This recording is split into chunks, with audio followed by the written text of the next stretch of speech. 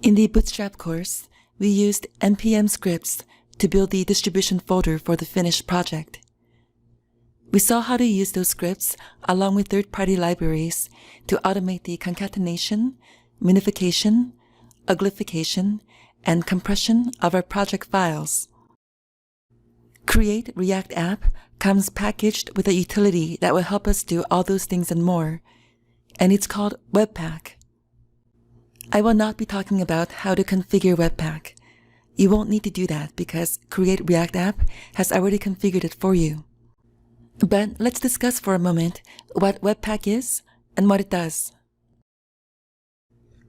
Webpack is what's called a module bundler. Let's take a look at the description given on Webpack's own website. It's a static module bundler for modern JavaScript applications. It processes your application, then builds a dependency graph which maps every module your project needs and generates one or more bundles. To say that another way, it looks at the entire structure of your application, then figures out how to package your modules into the most efficient bundles. Out of the box, Webpack is only set up to work with JavaScript and JSON files. Out of the box, Webpack only works with JavaScript and JSON files. However, with the help of what are called loaders, Webpack can also process any other kind of resource or asset: HTML files, CSS, even images and other media files. Webpack loaders will transform them into a form that can be handled as if they were JavaScript modules.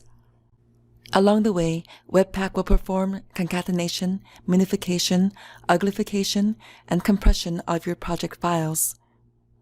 And it will bundle them in an optimized way that can be served to the client in a single response to a request, and apply technologies such as chunk loading and prefetching.